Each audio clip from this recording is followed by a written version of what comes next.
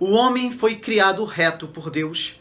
Adão poderia ter escolhido não pecar e, neste caso, ele teria vivido para sempre. Na criação, Adão tinha a possibilidade, mas não a necessidade de pecar.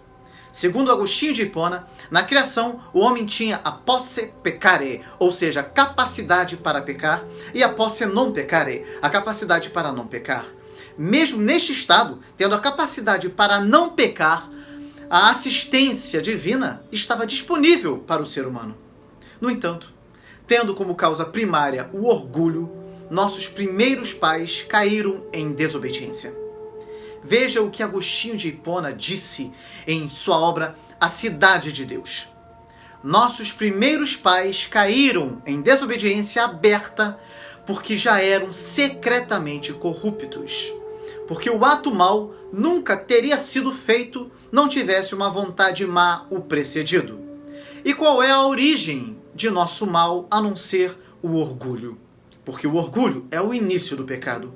E o que é o orgulho senão o desejo por exaltação imprópria? A exaltação imprópria se dá quando a alma abandona aquele a quem deve se apegar como seu fim e se torna um tipo de fim em si mesma.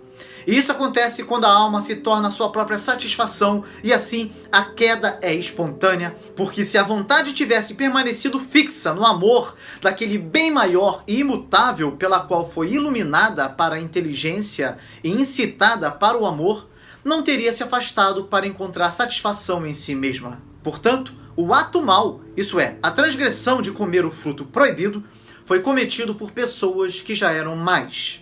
Aí surge uma importante questão. Se Deus é o criador de todas as coisas, então o mal também estaria entre as suas criações. Mas como pode Deus ter criado o mal, se depois do episódio da criação, ele viu que tudo era bom? Quando estudamos as obras de Agostinho, percebemos que um dos maiores problemas de sua filosofia e teologia é exatamente superar a contradição entre a existência de Deus e a do mal. Ele, como filósofo cristão, teve um grande cuidado com esta questão, uma das mais debatidas em toda a sua vida e obra. Em sua obra A Natureza do Bem, Agostinho afirma que Deus é o bem supremo, acima do qual não há outro. É o bem imutável e, portanto, verdadeiramente eterno e verdadeiramente imortal. Todos os outros bens provêm dele, mas não são da mesma natureza que ele. O mal, portanto, não pode estar em Deus, que é o sumo bem, mas somente em suas criaturas. Pois o mal é privação ou perversão da vontade que se volta para as criaturas e não para o Criador, o que em Deus não ocorre. E a essa perversão Agostinho chama de mal moral ou pecado. Se o mal é uma defecção, um nada ou uma não substância, sua origem não está no cosmo ou em Deus, mas sim no homem, onde se situa a raiz do mal moral ou pecado, origem e fonte de todo o mal nesse mundo. Então, do ponto de vista ontológico, o mal nada é. Mas quando partimos para o lado da análise moral, o mal é o pecado. Tanto isso é verdade que o único mal que merece apropriadamente esse nome é o pecado.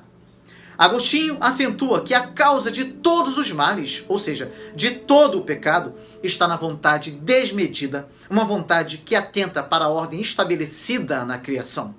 Logo, é a vontade desregrada a causa de todos os males.